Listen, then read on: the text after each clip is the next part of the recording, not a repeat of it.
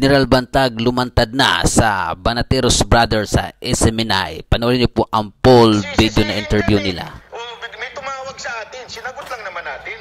Di ba? SMNI. Ano na? Ito, i-introduce na ho natin itong tumawag. Nakakagulat to. Bigla hong tumawag itong napakatigas na ating dating DG. Ito, magandang araw po. Dating DG na si General Bantag. Magandang araw po. Sir. Magandang araw naman o magandang gabi mga Banateros Brothers. Naku. Ako ay nininervyos sa inyo kasi kayo na naman ang pagtutuunan ng init ng ulo. Naku po, patay tayo dyan. Lagot. Pero unahin na muna natin, may sasabihin si Coach Dada. Meron lang po akong gustong itanong sa inyo, DG Bantag. Nahuli na po si Kong Tevez. Kayo po ba wala pang balak sumuko? Sumuko na ho kayo, kami dadamay dyan pag di kayo sumuko. O pinasusuko namin kayo, ha? Alam nyo, hindi ko napaghandaan yung tanong na yan Akala ko kung ano lang ang pag-uusapan natin. Pero alam nyo, sa totoo lang, sino ba naman ang ayaw humarap? At harapin ang proseso ng batas. Kaso, hindi lang kasi ito yung kaso naming hinaharap Sa akin Kaya parang nagdadalawang isip ako, talagang harapin yan o ipagpatuloy ko itong ginagawa kong ganito, hindi pagpapakita. Dahil nga yung Percy Lapid, nanganak ang daming kaso. Wala akong kalaban-laban kasi. So napakagandang tanong yan. Handa ko bang, sabi mo ba, handa ko bang harapin? Handang-handa ako. Kaso nga lang, kung ikaw ang nasa katayuan ko, ang daming nanganak, hindi lang yung Percy Lapid case, kundi marami pang ikinaso sa akin, na alam naman natin na gawa-gawa lang. Paano naman ako? Kung ako'y humarap. Naalala niyo po nung una tayong nagkita sa Baguio. Hindi pa siya wanted doon, ha? Hindi pa siya wanted. Alam mo naman kung may mga praning tayong mga opisyal, di ba? Sumasyat pa kami noon. May mga kasama pa kaming noon, mga vloggers na iba. At sabi ko, hindi pa siya wanted noon. Siguraduhin natin.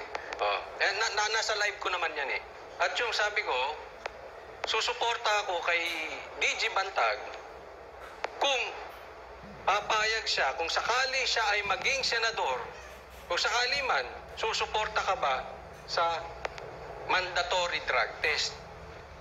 Ayan, at yun din naman. Kanina, yun din po sumang-ayon si Mayor Baste. Ano pong masasabi niyo doon?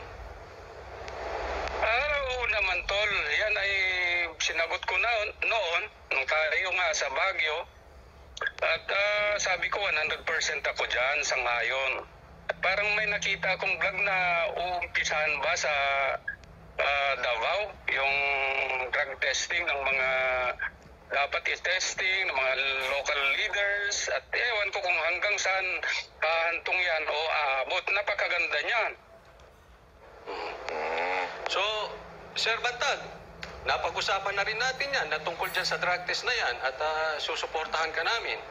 Marami pong nagtatanong sa amin dito sa mga komentaryo, sa personal vlogs namin, tatakbo po ba si DG Bantag? Kasi maraming gustong tumakbo ka.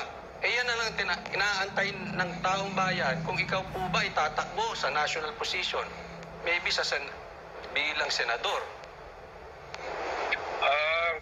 Copy, Coach Oli. Ngayon na nakita mo, palingalinga ako kasi palagi akong tumatakbo national, election pala yung sinasabi. Akala ko yung takbuhan Kaya napapalinga ako, baka tumakbo na naman ako ngayon. Yun nga po, marami po nagsasabing tumakbo kayong senador dahil alam naman po natin yan ang isa sa mga kulang sa atin ngayon yung war on drugs, di ba? Sabi nyo nga kung kayo maging senador, yan ang isa sa mga ipupush nyo, mandatory na drug test. sa mga opisyal.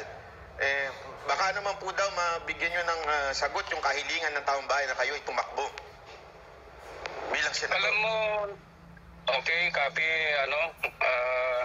Banat Bay.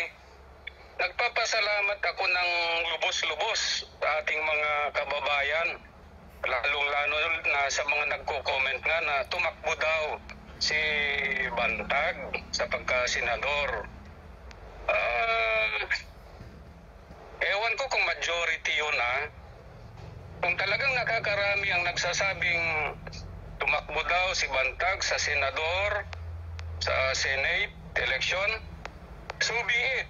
Di gawin natin. Kung talagang mandato yan ng taong bayan, sino ba tayo para tumanggi, di ba? Pero kailangan ko munang harapin kasi ang kaso ko. Kaya pinag-iisipan din namin yan kung yan nga may kagustuhan ng taong bayan na tumakbo si Bantag. Pag-iisipan naming maigi, Banateros Brothers, kung ano ang dapat naming gawin para